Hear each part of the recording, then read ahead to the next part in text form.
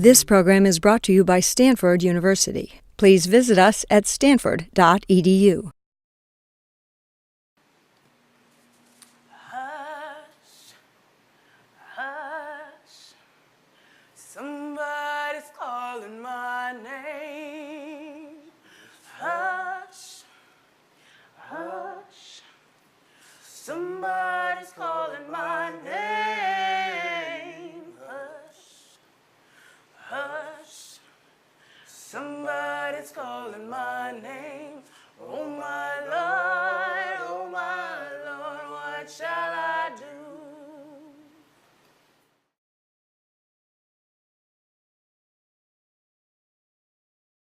Good morning. I hope you all had a very fine evening. You young folk, I'm sure, out carrying on. I was home sleeping while some of you were having fun, but the result of that is that I'm rested now and ready to listen to these wonderful papers that are coming.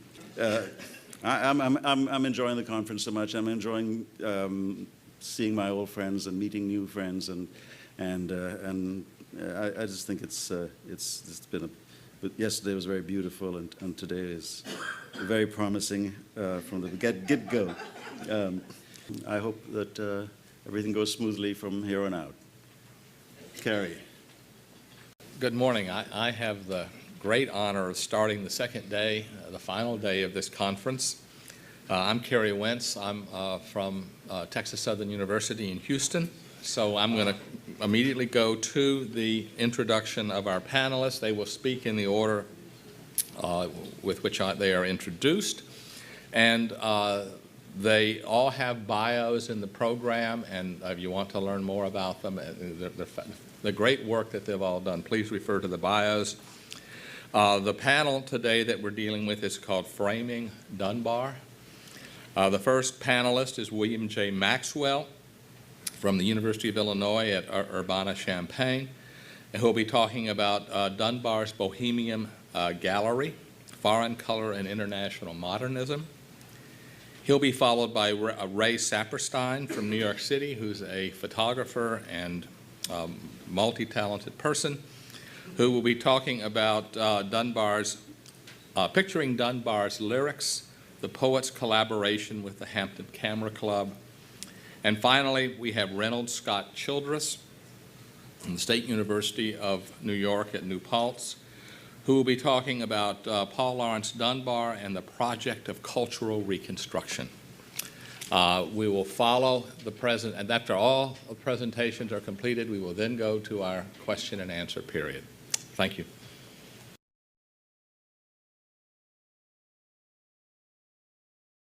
Good morning, everybody. It's a pleasure and an honor to be here. It's a surprise to be giving the first paper, which I've never done before. My natural time of day begins several hours later, so you'll have to bear with me. I'll just dive in. What's more elementary to 20th century American bohemia than a studied, conflicted hatred of the bourgeoisie? According to this bohemia's most influential recent historian, the answer is a few cheap but theatrical restaurants. It's true.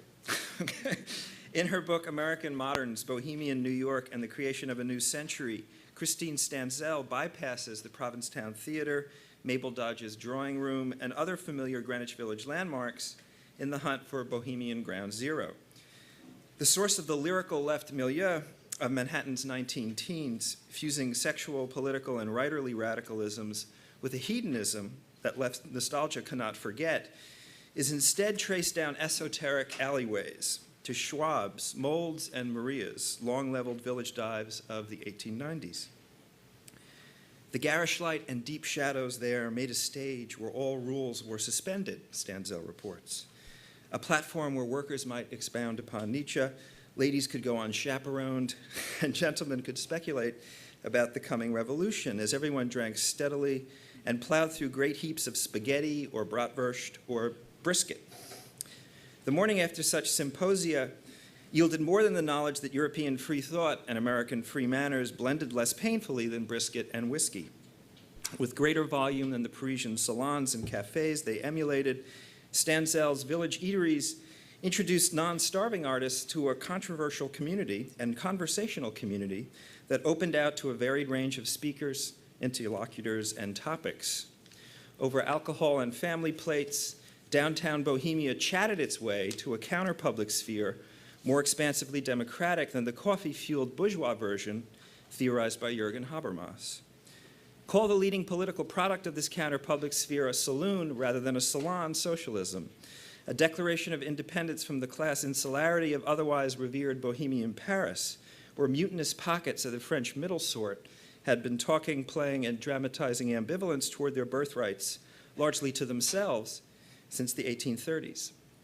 And call the most significant aesthetic product of this counter-public sphere the Harlem Renaissance, which Stanzel casts as the fruit of the new Negro's belated appearance within Manhattan Bohemia's imagined community of outsiders. An arrival forced by the Great Migration, but secured through the mechanism of inclusive debate and gossip erected at the turn of the 20th century.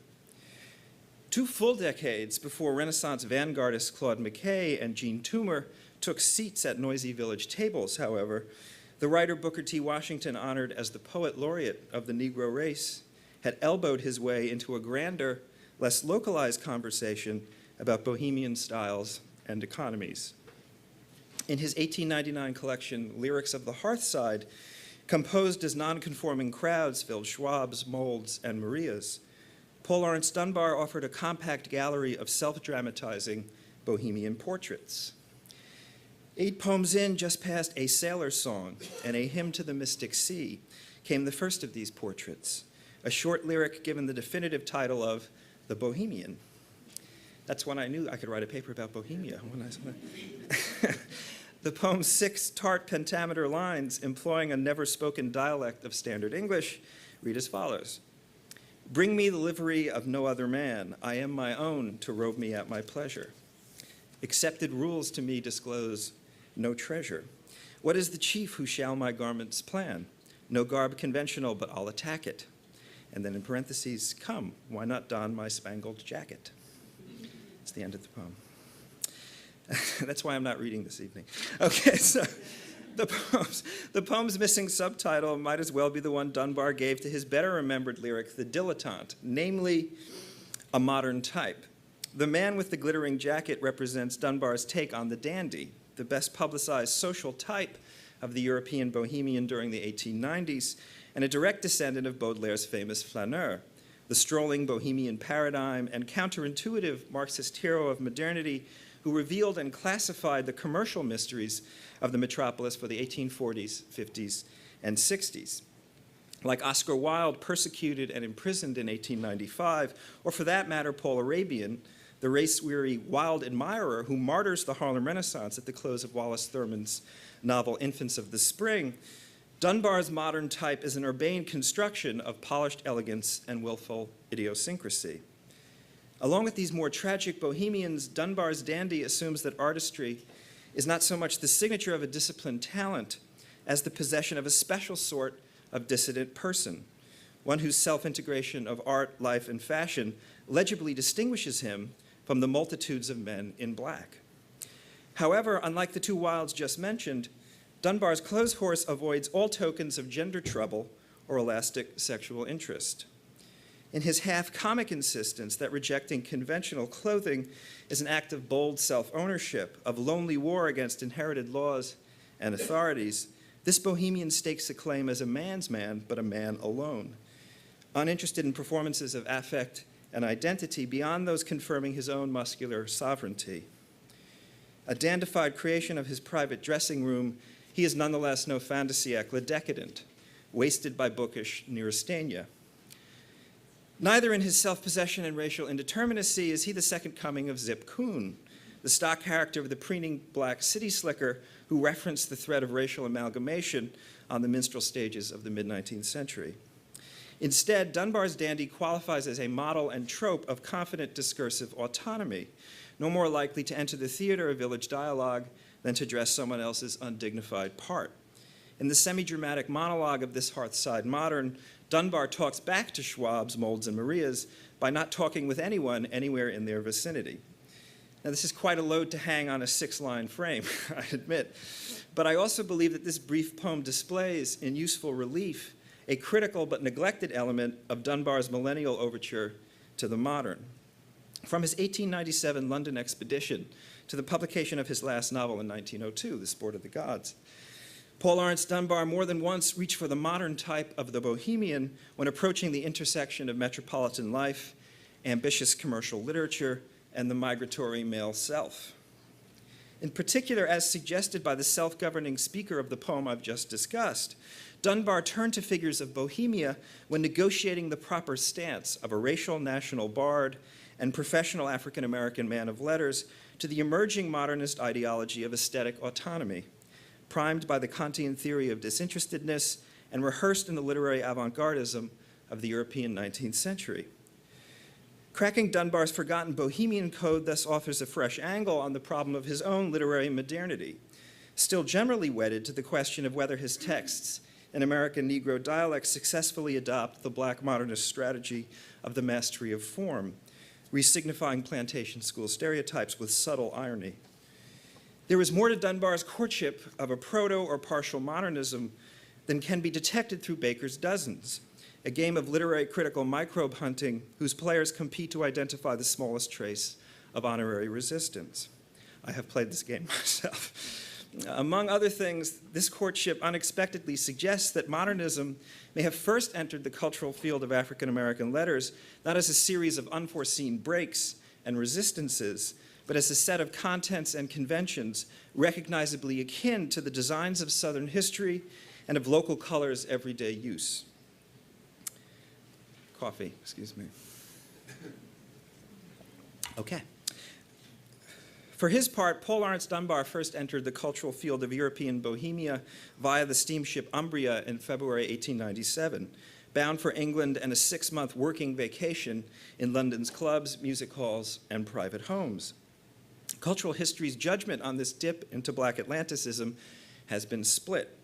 One verdict echoes Dunbar's public remembrance of a triumphant official visit in the footsteps of Frederick Douglass, and follows the lead of his magazine piece, England as Seen by a Black Man, an uplift-minded Valentine to the supposed beauty and perfection of Anglo-Saxon family life. Other renditions of the voyage draw from Dunbar's public letters to emphasize his impoverished speed writing after his agent's disappearance. She actually went to Paris. Or the tension between his secret engagement to Alice Ruth Moore or his confessed attraction to English agents of Bacchus and Venus. What's absent from all of these travel narratives is Dunbar's attention to London's outposts of Bohemian mythology, precisely that mythology of the modern artist calculated to manage jump cuts between bourgeois exactness, doomed romantic love, picturesque artistic destitution, and the compulsive desublimation of the senses. In other words, the contrary limits of Dunbar's English stay.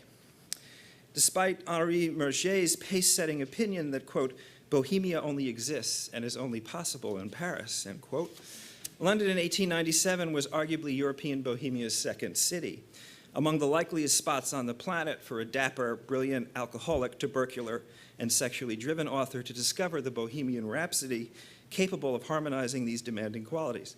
That's an excessive sentence, I think, but it's true. Okay. You only realize that when you're standing in front of 100 people.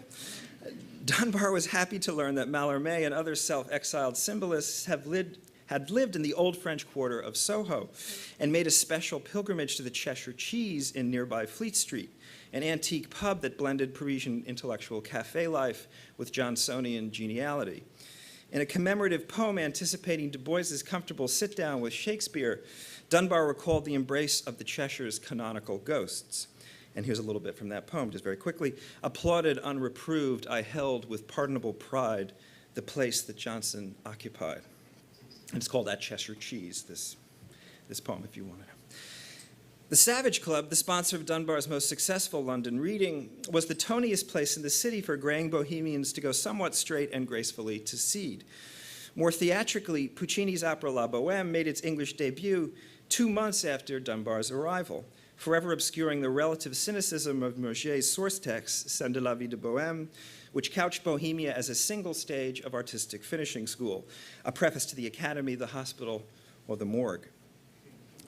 Given all this, it's not surprising that the poem Dunbar intended as the lyric postcard of his London trip opens on the same iconic scene as La Bohème. The Garret, the second major Bohemian portrait in Lyrics of the Hearthside, sets its 32 lines within a London garret high, above the roofs and near the sky. Just the altitude where privation meets transcendence, and the dandy's dressing room finds its still Bohemian opposite. Dunbar's lyric eye escapes the fate of Puccini's Rodolfo, obliged to burn his own manuscripts for heat. Yet he is likewise an artist whose bleak and bare room contains a single broken chair, a piece of furniture unredeemed by the hallucinatory colors of Van Gogh's bedroom at Arles, the definitive libidinalizing of the non-dandified Bohemian interior. That's excessive too, but it's also true. Okay. Throughout the poem, Dunbar's Bohemian speaker shows aggressive devotion to his humble material circumstances. Though chimney pots be all my views, he insists, 'tis nearer for the winging muse. Several tempting symbolic compensations can be found in his stark, elevated room, from a therapeutic alternative to the high perch and gilded racial cage of his famous poem Sympathy, to a willful historical compromise on the model of the modern Cheshire cheese, a grand alliance between the sporadic semi-modernists of the 1890s and the scribbling, garroted hacks of Dr. Johnson's 18th century. Most interesting of all is an imaginary resolution between the opposed errands of aesthetic autonomy and professional authorship, a resolution underlined, in fact, in the poem's trans-historical marriage of the hack and the disinterested aesthete. For all his confidence that the winging muse favors souls without money, Dunbar's speaker remains a proud producer of words for profit. My ill-rewarding pen I ply, the speaker says, to win me bread. The classic Bohemian evasion of the work ethic, peaking in the dandy's suggestion that idleness itself is an artwork, thus finds no room in Dunbar's London garret. Almost through. What, in the end, connects the sturdy discursive autonomy of Dunbar's poem, The Bohemian, to this nearby sketch of a gainfully employed art for art's sake? What, this is to say, finally distinguishes Dunbar's Bohemian gallery from the many others created during the transatlantic Bohemian revival of the 1890s? The answer is best uncovered, I think, by means of a negative example, and in a prose genre owned and largely occupied by Bohemia's bourgeois enemy. Dunbar's 1902 novel, The Sport of the Gods, is every bit the extended critique of the plantation tradition discussed in the scholarship. But is it also an attack on an idle, untethered, sexually ambivalent bohemianism in whiteface, here imagined as this tradition's favorite charity? The wrongful arrest of Barry Hamilton, the most upstanding of African-American servants, is triggered by a character that might feature in an update of Scene de la Vie de Bohème. Francis Oakley, the half-brother of patrician plantation owner Maurice Oakley, cuts an archetypally Euro-Bohemian figure. Slender and graceful, with a poet's pallid face framed in a mass of dark hair, he does inattentive readers the service of escaping to the Latin Quarter, losing himself in absinthe, painting without a hope of compensation, thank you very much, and flashing romance and fire and passion at everyone other than socially appropriate marriageable women. His unshakable reliance on his half-brother's cash, and through it on the pilfered capital of the Southern plantocracy, spurs him to betray the faithful Hamiltons and to launch their representative travels along the Great Migration's most punishing road. In essence, Bohemianism is sort of magically responsible for the Great Migration in this novel. Judged alongside the self-supporting bohemians of lyrics of the Hearthside, Francis Oakley is guilty of practicing a non-autonomous brand of aesthetic autonomy, of promoting a route into the new century's modernism fatally dependent on the quasi-feudal economics of the American racial nadir. I got two sentences. The whole of Dunbar's Bohemian gallery thus presents a collection of Bohemian types, ranked according to their response to the strangely comparable anti-materialisms of the big house and the subsidized garret. In its anti-bourgeois investments, as well as its familiar typological vocabulary, what can be called the foreign color of Dunbar's Bohemianism reached beyond the theater of village conversation, but never drifted an ocean away from the local structures and representations of his post-Reconstruction South. Thanks.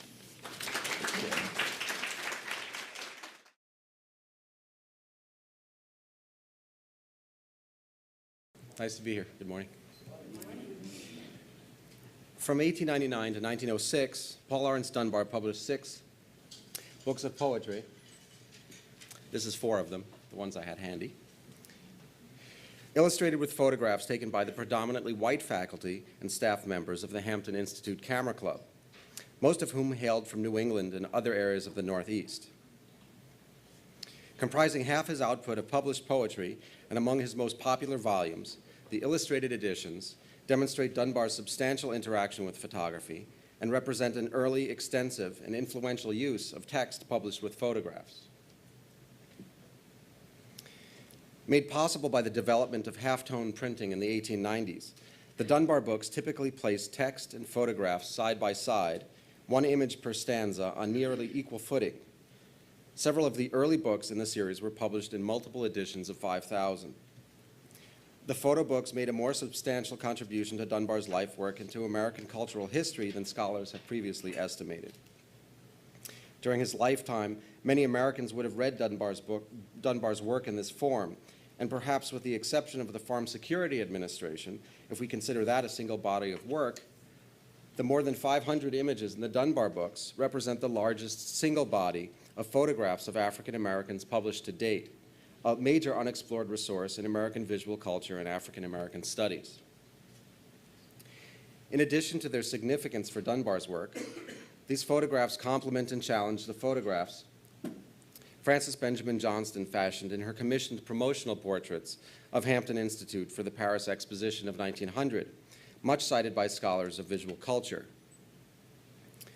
Both the first of the Dunbar books, Poems of Cabin and Field, and Johnston's promotional images were made at very nearly the same moment and in the same place at Hampton in the fall of 1899.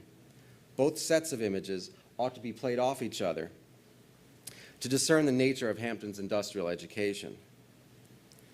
Like Johnston's albums of images, Dunbar's book was exhibited in the Negro exhibit in Paris, alongside the many literary works by African American authors collected by archivist Daniel Murray. First, I want to clarify Dunbar's relationship to these books. Most of these books presented literary material that had been previously published, although there are exceptions in which Dunbar's poems were first printed in an illustrated edition, only later to be published in an unillustrated collection, and many pieces would have appeared previously in the periodical press. It is unclear who actually chose the poems to illustrate. It was likely a combination of Dunbar, his editors, and the members of the Camera Club. It is clear that the photographs in the books were assembled and edited almost entirely by the photographers of the Hampton Institute Camera Club. And this is a picture of them.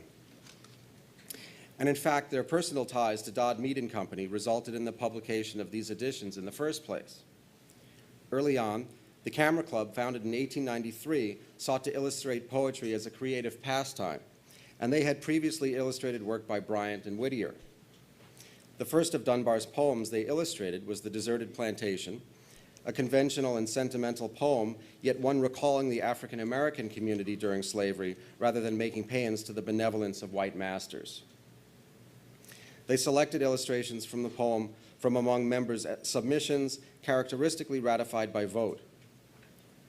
One of the photographers, Julia Dodd Fursell, wife of Principal H.B. Fursell, brought the mock-up to the attention of her cousins, who founded and ran Dodd Mead & Company, the firm that published nearly all of the author's work. Several members of the Dodd family were closely allied with Hampton, including trustee Amzie Dodd, Mrs. Fursell's father. Dunbar, too, was allied with Hampton, mostly helping to raise funds for the school, and his mother actually spent a summer in residence on the campus. Strangely, none of the campus photographers recorded Dunbar's single visit with them, although an image may yet be uncovered in the Hampton archives. On several occasions, the Camera Club made editorial suggestions regarding the choice of texts, indicating to the publishers those poems which didn't easily lend themselves to visualization. Only rarely did the Camera Club illustrate Dunbar's poems in standard English, one of which was Voice of the Banjo. The club did illustrate several poems with subversive subtexts, including When Melindy Sings, The Colored Band, Philosophy, and others. Although the photographic editions presented dialect poems almost exclusively, there is strong evidence suggesting that the Camera Club undertook the work on the Dunbar books to use photography as the means of reforming the depiction of African Americans in the popular media at the time. At the very least, they used this rhetoric to justify their work on the books. In the pages of the Southern Workman, the school's illustrated monthly magazine and publicity vehicle, the Hampton community repeatedly criticized the caricatures of cartoonist Edward Windsor Kemble. In 1898, a year prior to the publication of the first of the photographic books, Kemble illustrated Dunbar's first book of stories, Folks from Dixie. In the same year, the illustrator published a book of derisive and violent caricatures, A Coon Alphabet, which likely prompted the Hampton community's condemnation. A reviewer of one of the Dunbar books in the Southern Workman, a close associate of the club's membership, lauded the photographer's work, indicating that the Camera Club concertedly sought to, quote, substitute scenes from life for the caricatures that are generally used in illustrating Negro dialect stories and poems, unquote. Dunbar did exercise editorial control over the content of the photo books, as we've heard, at least on one occasion in which he vetoed one of the images proposed for the first book. This is a scan of the dummy book. One of the two prototype dummies housed in the Hampton University archives bears the notation, Mr. Dunbar says no to first print. You see it on the right. In my opinion, this image likely represented too close a physical proximity between an African-American man and a young white woman, rather than from any inflection in interpretation. In this case, I think it is interesting that Dunbar wisely was the one to point this out. I also think it indicates the comfort, to a degree, that the members of the Hampton faculty had in being in close proximity to their African-American students, workers, and colleagues. The image was to have illustrated Dunbar's Christmas is a Coming and poems of Cabin and Field. You can also see that some of these images bearing initials, like the ones on the right of the image at the bottom, make attribution to individual photographers. Despite his secondary role in the creation of the actual photo books, Dunbar was amenable to publishing them. Also in 1899, one of Dunbar's role models, James Whitcomb Riley, had collaborated on the volume Love Lyrics with William B. Dyer, who was a photographer in Alfred Stieglitz's circle. Another of Dunbar's mentors, Frederick Douglass, had written extensively a generation earlier of the power of photographs to transform popular perceptions of African Americans. Given the number of books the collaborative team published almost yearly for nearly half of Dunbar's literary career, we can infer that Dunbar approved of the formula and the quality of the participation offered by the members of the Hampton Camera Club. Dunbar's major participation in these volumes was through his text, which the Camera Club followed dutifully, translating textual descriptions directly into visual form. As time went on, the quality of the images and the collaboration improved, largely due to the increasing influence of the lead photographer, Lee Richmond Minor, who illustrated the last three of the books individually. And this is his self-portrait.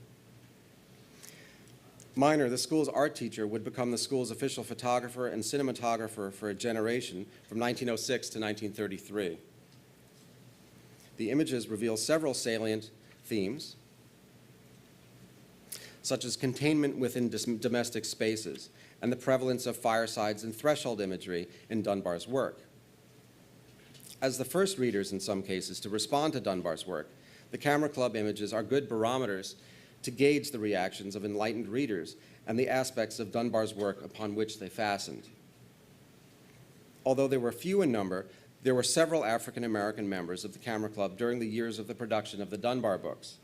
One of these members, Major Robert Russamoten, Booker T. Washington's successor as principal at Tuskegee, was an African-American contributor to the first of the Dunbar books, sole illustrator of the poem A Hunting Song, which I determined from the dummies where they were initialed. Another member, Captain Allen Washington, was Moten's assistant as drill master of the Cadet Corps.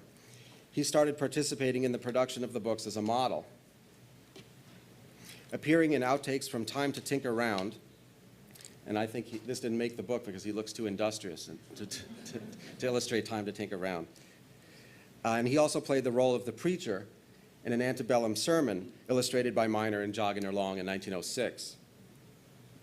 Dunbar was lucky to have found such competent visual accomplices. image makers with significant expertise and awareness of African American folklore. Despite the dominant perception of Hampton, which was impressed largely by photographs, as a civilizing and acculturating assembly line calculated to eradicate remnants of indigenous culture and enforcing menial subordination, the historical record is not nearly so cut and dry and is frequently contradictory. Characteristically, Hampton didn't showcase its subversive elements to patrons, legislative supporters, and posterity. Several members of the Camera Club, including Moten, were also members of the Hampton Folklore Society, also founded in 1893 as the first local branch of the American Folklore Society. The group included Cora M. Folsom, curator of the Hampton Museum, and this is a much older picture of it, a significant early repository of African and American Indian ethnographic artifacts, as well as several writers on ethnographic topics for the Southern Workmen who were also members of the Camera Club. Most of the members of the Hampton community would have read and/or contributed to the Southern Workmen's ethnographic articles. Furthermore, several of these figures corresponded with Franz Boas, and the network of African American alumni interviewers who gathered folklore throughout the South were functionally indigenous participant observers, predecessors of Boas's students, William Jones, an Indian graduate of Hampton who went on to study anthropology at Columbia University, and a later ethnographer named Zora Hurston. Through the pages of the Southern Workman, the Folklore Society alerted Hampton graduates to items of interest, which in turn were collected and returned to several faculty members who published their descriptions, largely unedited, in the Southern Workman. Hampton's Folklore Society represents among the earliest and most extensive examples of published folklore gathered by African American interviewers, a distinction that makes their contribution more significant than the folklore collected by the predominantly white interviewers of the Works Progress Administration in the 1930s, many of whom did not coax informants beyond their masks of polite withholding and wary understatement.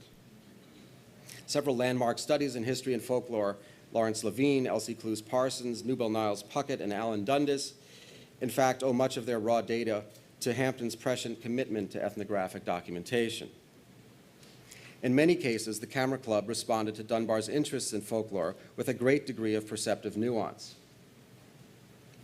frequently adding visual details of material culture beyond the scope of Dunbar's text and enriching the work's presentation of vernacular culture. The repetitive depiction of mantels, thresholds, and walls papered with newsprint reflect and indicate both Dunbar's imagistic iconography as well as the Camera Club's immersion in and appreciation of African American culture. While the images were largely staged to enact Dunbar's lyrics, the photographs are authentic documents of elements of rural Black Virginia, and many of them betray interactions between predominantly white photographers and Black subjects. As in this case, where a white photographer offhandedly keeps tabs on a Black child while conversing animatedly with an unseen resident. While the books frequently seem to promise a lurid display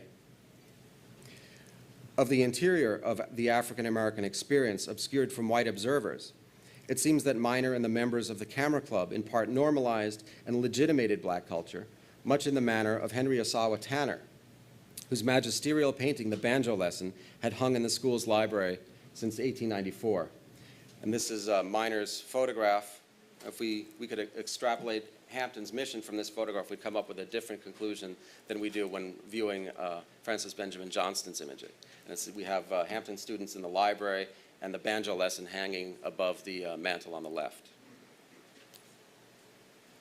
Several images do depict scenes of banjo picking and purloined produce, much of it established in Dunbar's text, which in this case the photographer mitigated impotently by dressing the subject in standard clothing. Despite these lapses, the photographs included sitters of all ages and social classes, with a variety of temperaments, and most remarkably in my mind, they are rarely sentimentalized as hapless wards to be uplifted by middle-class intervention. The rock upon which makers of photographic social documents traditionally founder. Several images even seem to reconcile Black vernacular culture with modern citizenship.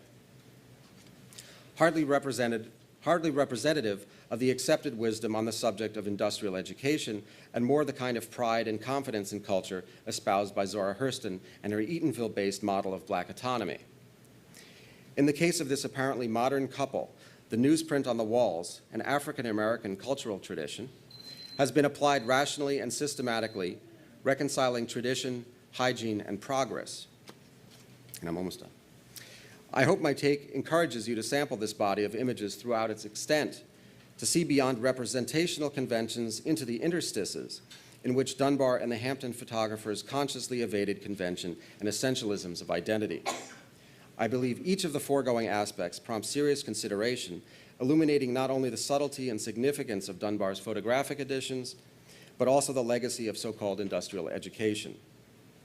I urge you to consider these historic editions as a part of the mainstream of Dunbar's life work as sophisticated and influential monuments in American visual culture and literature that Dunbar both inspired and fostered.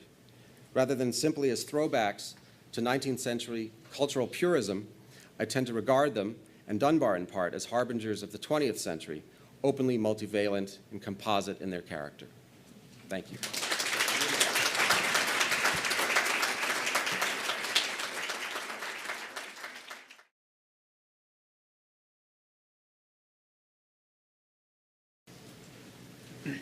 Oh, Cary, before you start that thing, I would like to thank Shelley and especially the other organizers of the conference, and especially Rhonda for putting on such a wonderful event. It's the greatest time I've ever had for 15 minutes worth of work. So now you can start. All right, and I also feel honored to follow these two wonderful papers here. I'd like to begin by noting that in the 1890s, Paul Laurence Dunbar was often seen reading this magazine in his elevator as he rode up and down in that office building in Dayton, Ohio, where he worked. He had the great, though improbable, dream of publishing a poem in that very magazine. Improbable, especially for someone who was working as an elevator operator. By 1890, the Century was renowned around the world for its ardent championing of American culture. It held, as one contemporary critic put it, a position of undisputed primacy among American magazines. For a poet of Dunbar's day, there was no greater honor than to appear in the pages of the Century.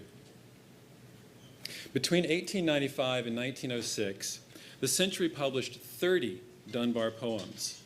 The Century published more of his poems than any other single periodical source. And Dunbar published more poems in the Century in that decade than any other poet. The magazine had the distinction of publishing 3 of Dunbar's poems in the year before Howells's infamous 1896 review. So the Century was as important, if not more important, to Dunbar's career than that review. Yet quite little is known about Dunbar's relationship with the magazine, and particularly its 2 editors. This relationship is vital not only for understanding Dunbar's literary development, but also for understanding the state of American culture at the turn of the 20th century. For Dunbar's aesthetic was largely drawn from a massive project of the magazines, the Century leading the way, that I call cultural reconstruction. And the tragic elements of his poetic output derived to a great extent from a major transformation of that project, which I'll note in a few moments. The initial problem of cultural reconstruction was the failure of political reconstruction, either to transform the Southern economy or to integrate the South into Northern society. This was part of a larger problem for a large number of culturalists in the North, and that was the lack of a unified nationalism, a singular national identity that could encompass the great breadth of American space and the multitude of American regional and local cultures. The consequences of these regional differences were all too present in the lives of late 19th century Americans. They could see it in the living destruction of the Civil War, the widowed and broken families, the amputated limbs, and the political waving of the bloody shirt that suffused daily life. The resolution of this problem for these culturalists encompassed a series of daunting conundrums. First, the U.S. was lacking in virtually all of the hallmarks of nationalism. All the things we usually think of as defining a nation were pretty much lacking from American life. The 2 that I'll mention here are a language and a history that stretched into the misty recesses of time. And these lacks were especially felt by the rising middle class, as the wealthy found identity in becoming crypto-Europeans and stealing the artwork of Europe, as well as the unmarried princes and princesses. And the working classes increasingly found identity in unions and other ways. The problem for the US, of course, was that we spoke a borrowed language. We also lacked that kind of history that went back into the mists of time because our history started on a particular day in a particular year. Second, the only viable orienting force of American identity was the apparatus of American political institutions. But in the wake of the Civil War and then in the failure of political reconstruction, politics seemed incapable of resolving regional differences. Worse, it seemed that politics exacerbated these differences. So, a growing number of culturalists beginning in the 1870s condemned what I call male politics and sought to order public life instead with a culture that they figured as female. The third key problem that these guys were facing was that the central genre of culture in the 19th century, the novel, seemed incapable of capturing the problem of American cultural vastness in multiple regions. And even less capable here would be another genre like the epic poem. So here you are, one of these culturalists saying, what do we do? The solution that they came up with was to create an entirely new medium, or at least to revivify an old one, that would rival the novel and the epic poem, but that would also be able to encompass the richness of American life. This medium was the monthly magazine of culture, and the leading magazine of that project was The Century. The two editors who ran The Century in the time period of Dunbar's production were Richard Watson Gilder and Robert Underwood Johnson. Culturists in general, and magazinists such as Gilder and Johnson in particular, saw the magazine as the solution to the nation's identity crisis. They believed they could use it to turn the political Achilles heel of regionalism into the very essence of American identity. Their goal was to create a cultural voice for each of the nation's regions, and then to bring those voices together in one great chorus in the pages of the monthly magazine that would sing every month. In essence, they wanted to create a powerful cultural e pluribus unum to counter the divisions continually wrought by American politics. So, their first practical goal then was the problem of the South. They had to invent a culture of the South. There were no literary figures in the South that could match the literary lions of New England. This meant that they had to find authors and then bring them along. And this is something that the magazine was perfectly suited to. It's also hard to recover the Catholicity of this early search for Southern literature. One of the first people that the Century discovered and promoted would represent one pole of this production, and that was George Washington Cable. The Century and its precursor Scribner's had published his novel The Grandissimes, which was an exposure of Southern racial hypocrisy, as well as his essay, The Freedman's Case in Equity, which was a powerful indictment of the emerging local regime, legal regime of racial segregation. But also, for commercial and strategic reasons, the Century published Thomas Nelson Page's stories like Mars Chan and Milady, which had aging black slaves talk about how wonderful the days of slavery were. Weren't we all the best of pals? Too bad that old Civil War had to break up the family. The hope of magazinists was that the different regions would be able both to express themselves to the other regions and to hear the criticisms of fellow regions. Dialect was integral to this process and to this project.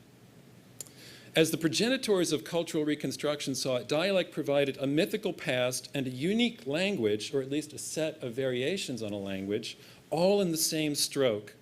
The rough, untutored speech served as a measure against which the middle classes could gauge their cultural development. In a sense, the rougher the speech, the greater that development. But this is not to say that the middle class saw these figures as others, as different from them. I think it's better to say, when you look at the intentions of these culturalists, that what they were trying to do was to get these these figures to act as the integral cells, the prototypes of what the middle class had become. Moreover, dialect served as the sign of an author's authenticity, of his or her autochthonous tie to the land and the culture that the land gave rise to. For readers, mastering the different dialects of America's regions was a process of performing the nation's production of regional difference.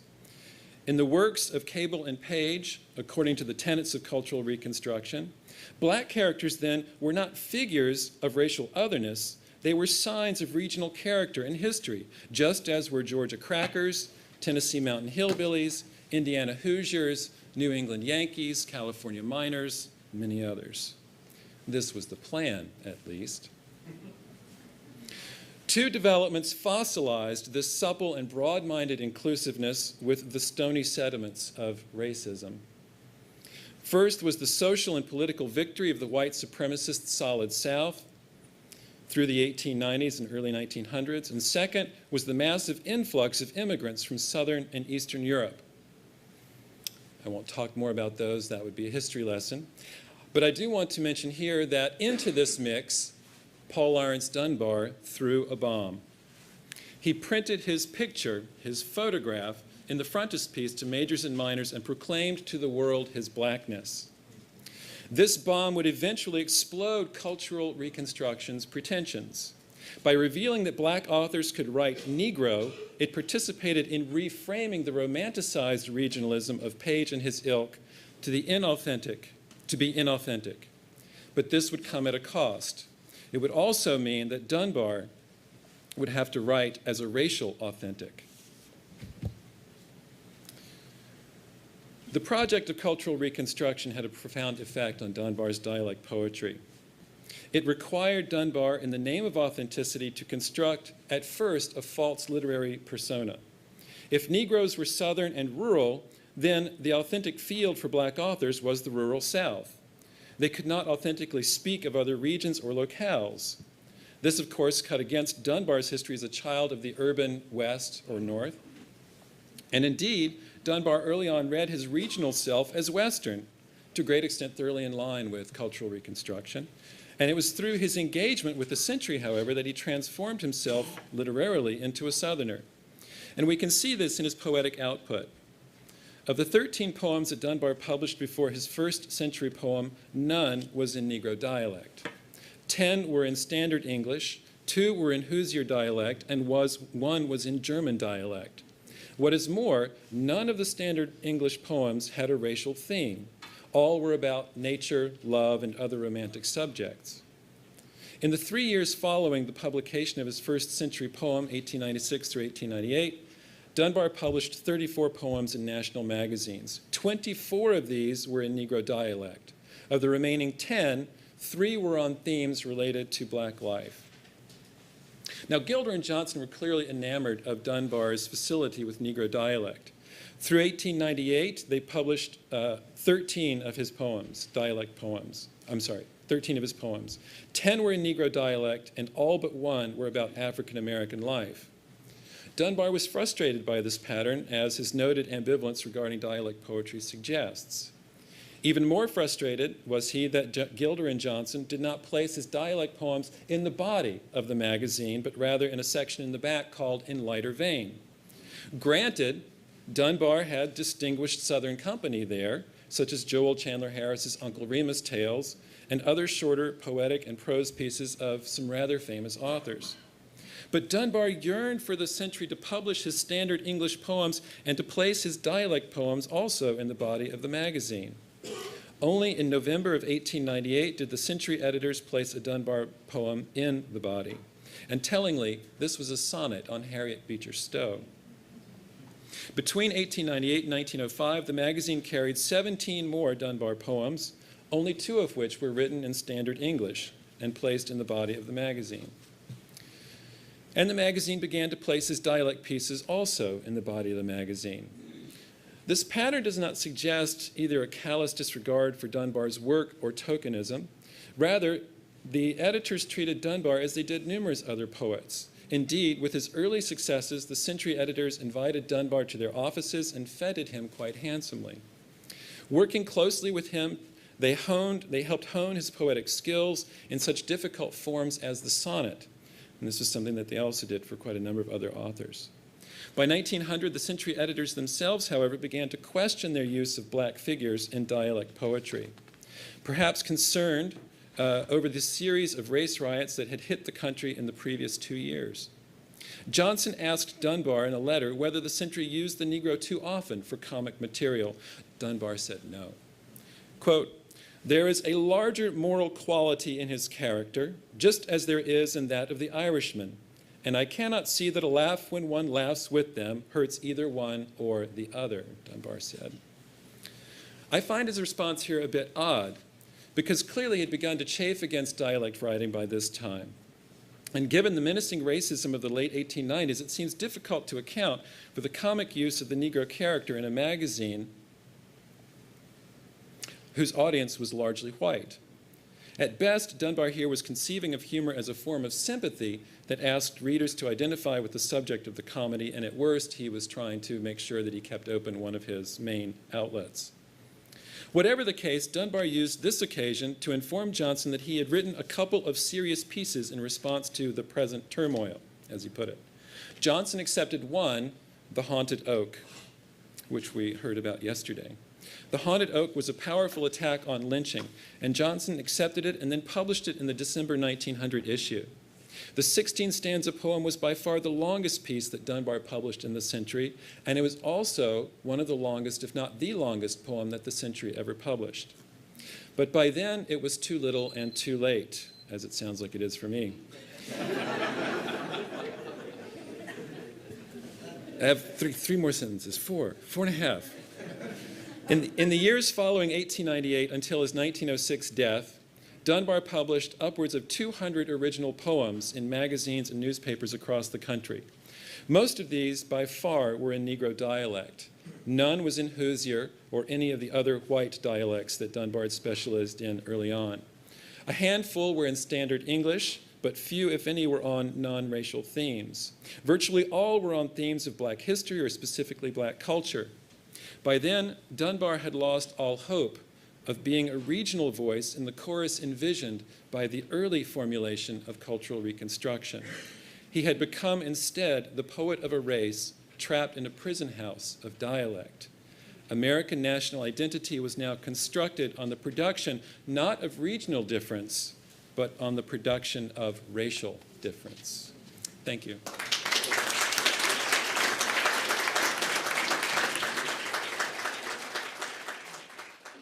I think that was a fabulous set of papers to start the morning with, and I want to again commend all of the presenters. We now have time for questions. Again, let me remind you, keep your questions and not presentations. And who would like to start? William, I want to That's what we want. follow up just a bit on what you're saying about modernism in relationship to the other papers, because one thing that we haven't talked about much yet is African Americans and technology. And when we look at the Camera Club and some of the images there, that's a question that begins to come up. And I haven't seen much discussion of black modernity and technology yet, and I was wondering if you had any thoughts about that with regard to Dunbar. No. Actually, I really don't. I mean, what I was interested to discover as I started looking at these Bohemian poems is the way in which certain sort of seemingly distinguishing traits of modernism entered Dunbar as a series of typologies, a series of conventions, which is precisely, you know, the inverted way in which you imagine a modernism to introduce itself. So it also struck me that his sort of adventures in foreign typology were not exactly dictated, but filtered through a familiarity with the local color tradition that Reynolds is speaking about. Now, when it comes to the question of technology, I have very little of intelligence to offer, I have to say, but I think my distinguished co-panel. Yeah, I mean, I have a lot to say on it, characteristically. I think the Hampton context, you know, was a school dedicated to teaching technological literacy, in a sense. And you know, students there were setting type and producing the Southern Workman and producing all the other publications that were being done at Hampton and learning automotive mechanics and carpentry and all sorts of other stuff, but they were learning leading edge technology, and I think it really kind of influences the way I consider how we look back at Hampton and what was going on there. And I do think that at the same time that they were remembering folklore and remembering traditional culture and the legacy of slavery, I also think that they were, you know, and I'm not quite decided on this yet, whether it was a kind of project of imperial nostalgia or if it was a kind of retaining culture and updating it with progress, that the underlying software in African American culture would be continued despite the introduction of new technologies and quote-unquote progress. A couple of questions, one to William and one to Reynolds. Your account of Dunbar's Bohemian experience in London was very interesting. This is the first detailed account that I've read or heard about Dunbar's experience in London, 6 months in London. Have you read anything about what his performance was like before the Queen Victoria? That's one question. Then Reynolds, in your studies, have you come across anything that would suggest or indicate the literacy rate for African Americans at this particular time? I know that a lot of people were not able to read because they were denied opportunity for education during slavery. But I'm just curious how many, I know, my sense is that African Americans appreciated Dunbar's dialect poetry simply because they understood it. They didn't have to read it. And to a lot of them, it was like fun, remembering, you know, the togetherness in slavery times, you know. But I'm just wondering how many people actually were able to read Dunbar's poetry. I guess I should start by saying I don't know much about Dunbar's performance before the Queen, which doesn't seem exactly like a Bohemian event. But what I meant... You don't know the Queen. Though, you know, John Lennon. But then again... No, I'm just speaking of his experience in London. Yeah. No, I lifted it totally from, you know, a series of biographies that have been done over a period of pretty much 100 years. And just went from that to contemporaneous discussions of the Bohemian landscape of London. And my claim is not that Dunbar was a dyed-in-the-wool Bohemian or in London has a conversion experience of some kind. It's just he sort of learns about the guise, the type, as a kind of organizing principle and perhaps a mode of temporary self-unification, because I mean, Bohemia is not just about, you know, the romance of the gutter. It's about a weird kind of stalking relationship with bourgeois correctness and propriety. In the figure of the dandy, you have a kind of hyper-correctness. So Dunbar's sort of back and forth, right? The poles of how he understood perhaps his own character and his own literary production, I think, could at least have been temporarily synthesized or romanced through this figure of Bohemianism. I don't know much about the Queen. Okay. It's an area of study. Yeah. That has not been, no reports to my knowledge. Yeah. Well, not extensive. He said he was the most interviewed man in London, so there are plenty of contemporaneous English sources that you could look at if you were interested. I'll be talking to you, brother. Okay. The second question was, did we get both of those? Yes. African American literacy. Yes. I don't know about rates and so forth, but I do know that the African American middle class used Dunbar's work much like whites who read similar material used it to perform, in a sense, the development of middle class identity. And one of the ways you can see this, if you want to look at it further, is to look at the magazines that African Americans tried to create that emulated the century. One would be The Voice of the Negro, in which you find a large number of people trying to wrestle with this problem of dialect and to use it, but to turn it to positive images of African American development. I was very excited to see his other historians here as well. And I particularly loved the photographs, the images of African Americans, and the relationship between white photographers and black subjects. I noticed that a lot of their gazes were very provocative gazes, unlike a lot of images from that time period. But then I'm thinking about Hampton. Is the campus still segregated at this point? Is white faculty still living a separate life than blacks? And did you notice any sort of information about that? Actually, from doing research down there, it's one of the most integrated places I've ever been. I don't know that it's not necessarily at the time. It was pretty segregated. Earlier, there was a a controversy as to whether African Americans and whites could dine together for lunch, and several of the faculty members strenuously objected to having to dine with their students and their students' friends. Then there are other faculty members who took a stand, and I guess characteristically, I would say, yes, there was a lot of segregation. It was also established under law in 1902 that even in private assembly, people in Virginia could not gather interracially at all, including campus, any extracurricular activity. So actually, Robert Russell Moton, he was actually elected to the presidency of the Camera Club in 1902 at the very time that the Virginia State Assembly said that there could be no integrated social gathering at all. And I take that in part as a kind of undoing of the earlier stance of the Hampton faculty. But again, you're going to find a lot of contradictory stuff, and making a judgment call is I think, very delicate. And I think one can speculate a lot of different areas, and it's worth hearing all of those different speculations. I'm Caroline Gebhardt from Tuskegee, and I'm very interested in all the papers, but in your account of the the culturalist, because it seems to me, excuse me, that Higginson talks about, we have to get rid of this, we need the Anglo-Saxon manhood for American culture after the Civil War, and there's a lot about reconciliation.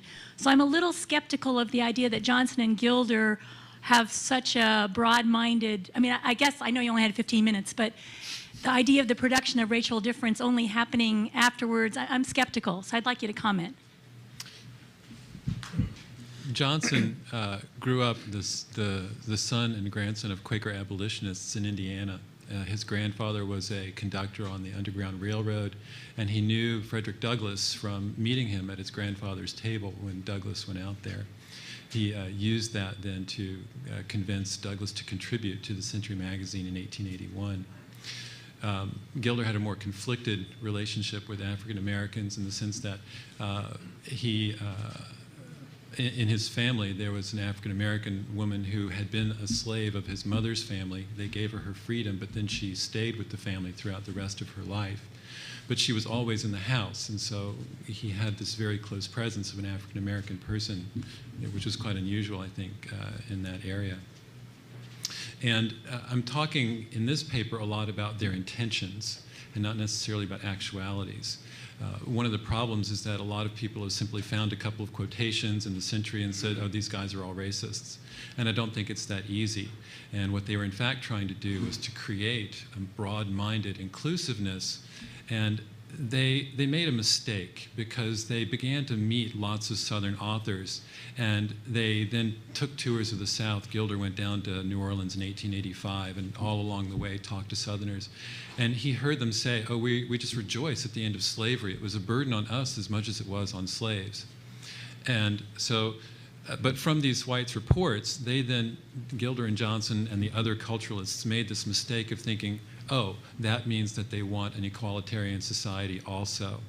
And it's only in the 1890s, with the hardening of the racial regime in the South, the solid South, that they began to realize that they had made a mistake. Not only had some Southern authors used their magazine to breach the walls with the Trojan horse, they in fact had built the Trojan horse for them, and dialect was that horse. This is directed to Ray Sapirstein. I'm interested very much in the images, and I was surprised that I didn't see any of When Melindy Sings from that particular book, since those are interesting in their own way. Say that again, I didn't know. The images that accompanied the publication, or the second publication of When Melindy Sings, you're not aware of this? Well, yeah, When Melindy Sings was republished. Oh, When Melindy Sings, okay. Yeah. Yes, you can't hear me? Oh, yeah, I couldn't really quite hear. Okay. So I was surprised that you didn't show any images from that edition of the illustrated When Melindy Sings. The actual poem or the... The photographs that accompanied that. You'd mentioned something about them being subversive. Right. And I was waiting for you to comment on that. I have 15 minutes. Okay, okay, that's fine. That's fine. No, so just one point. I just get all of them out at one time. Okay. The other one is that I know that Dunbar wrote letters both to Dodd, Mead and Company, as well as spoke to and visited the Hampton Camera Club. in consultations on the photographs. This question is directed to what ideas Dunbar may have had about the importance of the visual of photographs as adjuncts to his text. And I asked that question in the context a little bit more broadly of going back to Harriet Beecher Stowe, when her first edition was published with the photographs of Hammett Billings. She did comment on it not only in her text before the photographs, before the sketches were used, but then afterwards, and she had an ideological opinion about the value of the visual as complementary to the literary. So I was just wondering if in your reading of some of the letters perhaps between Dunbar and either Dodd Mead or the Hampton Camera Club, you discovered any commentary by Dunbar on the visual accompanied the literary. Nothing more than perfunctory, you know, I like them, they look good, you know, that kind of thing, which is what you would expect. But, you know, I spent a lot of time with the Dunbar papers frustratedly trying to decipher Pitman shorthand, because there are several of those letters where the addresses are in, you know, spelled out, and then the body of the letter is in Pitman shorthand. I actually made a stab at it, and if anybody wants to learn Pitman shorthand, there's a great thing for you to do there. And George Bernard Shaw's letters are in Pitman shorthand also. So you become a Dunbar and Shaw scholar. But I haven't been able to find any like real explicit statement, so I've had to infer it and read between the lines. And I think it's a rather powerful statement that there are 6 books. In terms of When Melindy Sings, I think those photographs are among the most important. I put them in the exhibit. You know, I didn't want to double things between the exhibit and we had the time limit here. But I think Joanne points out in the collected poems in her essay that When Melindy Sings has this subversive content, and that that the white girl is playing piano, and that it's specifically a white girl. I don't think it's such a cut and dried issue, because several other of Dunbar's poems in the same books, in the same case, that Miss Lucy doesn't necessarily indicate white or black. They're black Miss Lucys, they're white Miss Lucys, and I think the image from When Melindy Sings, which was republished in Wiggins' complete poems of Dunbar, actually establishes it as a white woman playing the piano who's reading the lines and dots, because as we know, there are plenty of African American musicians who are capable of reading music and playing classical music, including Dunbar's friend Joseph Douglas.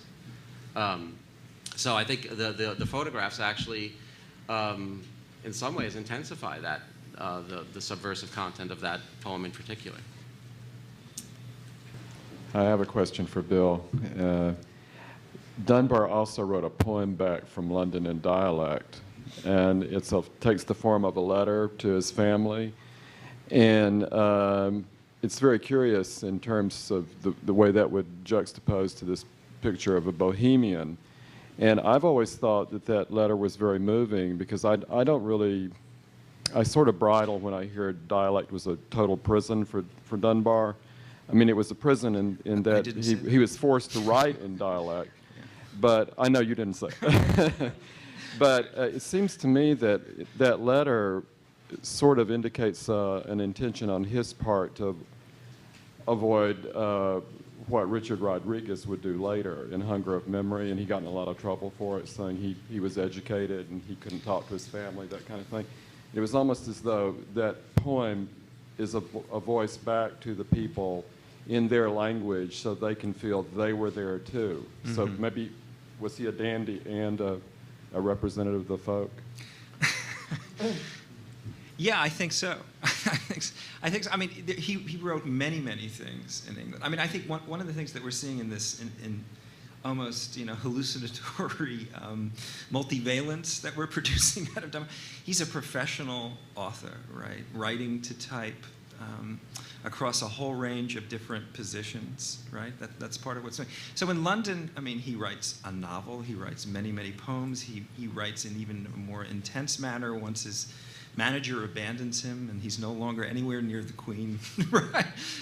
Some people have said that the London trip is the moment in which there's a discovery about the prison house of dialect. But as you're suggesting, there are dialect poems that come back and so on. So I don't think it's that neat. I don't think he goes to London and decides that he's going to do some approximation of the Queen's English, and that Bohemianism is the true way. I mean, I think it's an interesting moment within his profusion of not masks, but types, really. I think we have to start thinking about type rather than stereotype when we're thinking about Dunbar. But it's one of the types that offers him a way of approaching a sense of an international, almost economy of culture around the South, around England, around the moments of continental Europe, and so on. So I hope that makes some sense. Reynolds, I think I'm naturally suspicious of the notion of sort of the genius effect. And so I think what is very helpful in your presentation is this notion, you made the statement that the training provided by the century. So I wonder if there's any archival evidence from the acquisition materials that the century had, that you saw different versions of manuscripts that might have been written, and so that the training process of learning how to write this or how to write that. Don't I wish? Yeah. Don't I wish? So I wondered, what is the basis of that statement that you made? I mean, you were referring to archival evidence that they helped him with train or hone his skills. There are So a couple of letters. He wrote a letter to Gilder at one point when they were working on one particular poem. Unfortunately, the title isn't mentioned, but he's saying, thanks for all the help. This is a real education for me. And there are another couple of letters where, in the Haunted Oak, for instance, they're discussing whether one stanza should be put in or left out, but there's not a lot of detail. There's a manuscript from Thomas Nelson Page, on the other hand, which is wonderful because you've got all the editor's marks, and I've been looking for something like that for Dunbar, but I haven't found it. If you want to leave me your contact information, if I do, I'll let you know. You'll hear the yell probably. I want to thank all you for the questions and our presenters again. And Arnold now.